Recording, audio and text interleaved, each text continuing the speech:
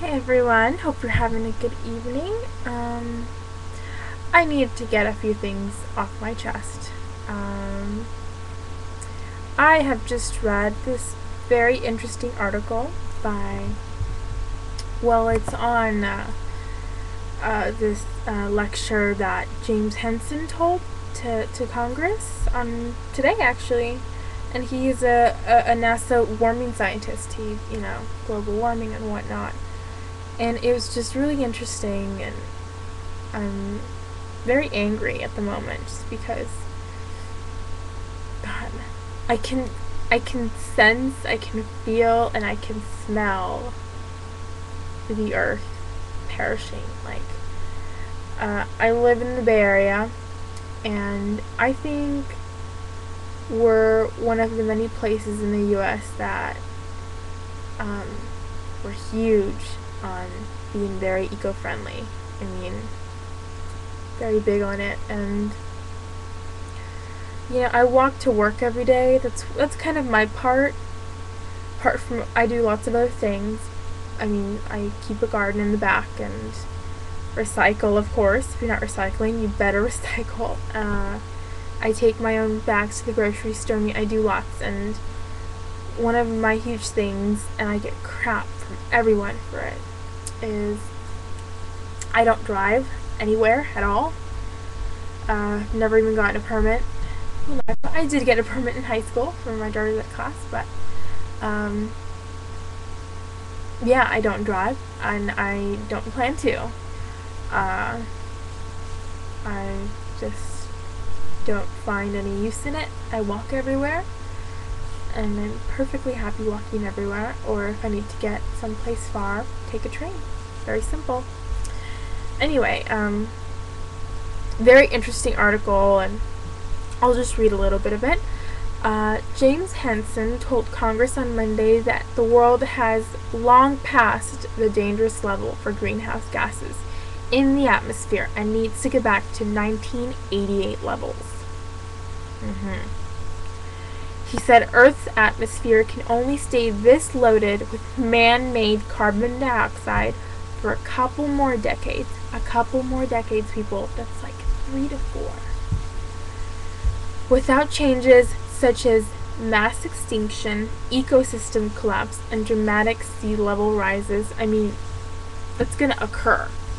It's already occurring. I mean, Hurricane Katrina, the freak-ish weather we're having now in the U.S. It's horrible with the flood in the Midwest.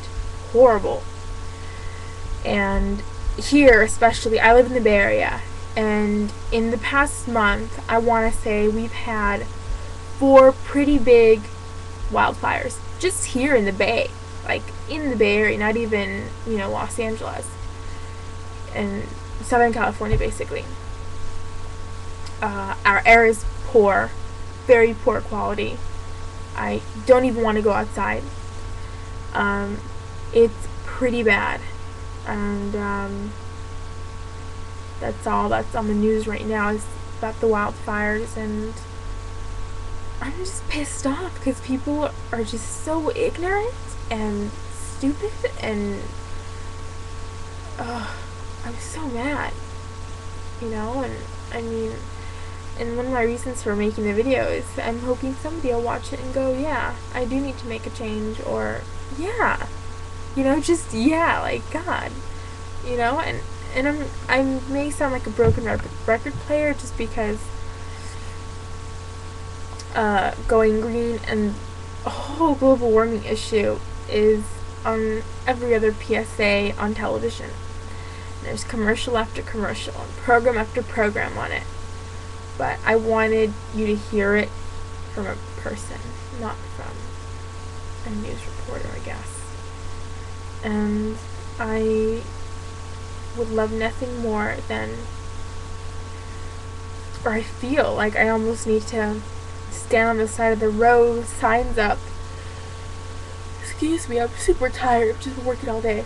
Signs up with statistics and facts and just blunt information, hoping that someone will listen and pay attention and hopefully park their car and walk the rest of the way. That's my wish. But, and I live right outside of a huge intersection, and there is traffic flowing every way into the freeway, and I can feel and I can sense and I can smell, just, I'm repeating myself, but just the earth perishing, because just the gas and the fuels and the fumes, it's disgusting, and we're basically killing our earth. And we have decades left, and I would love to have children one day. But I do not want to bring a child into this world if it's not safe for them to run around, and, you know, and it's kind of crazy, because you see all these movies even, you know, kind of sci-fi movies dealing with global warming as the main plot, like The Day After Tomorrow, and most recently I saw The Happening, which a lot of people said sucked. I personally love that director, M. Night Shyamalan, but I thought the movie was really interesting because it was, I'm sorry, spoilers, but it was basically the air and plants releasing, you know, these fatal kind of chemicals, killing off the people.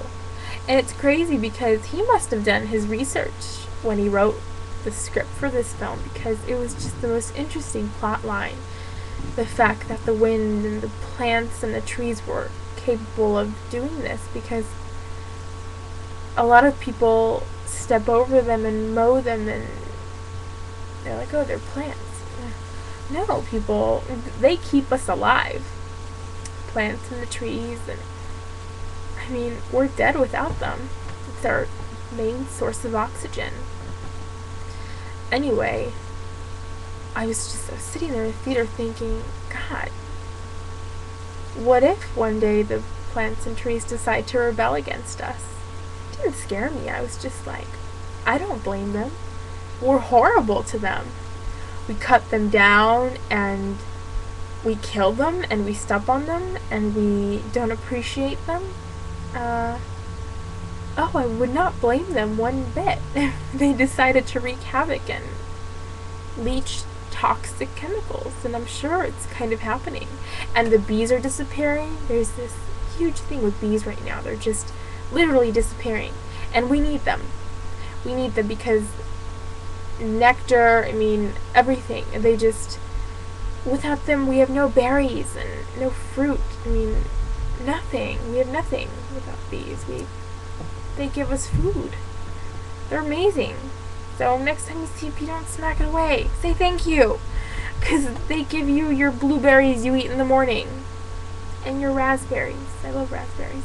Anyway, makes me want to cry, because it's just, I'm so passionate about this right now because I see it with my own eyes, and I mean, the weather's been crazy lately, and world events and everything, but the fact that I see very simple things in my everyday life.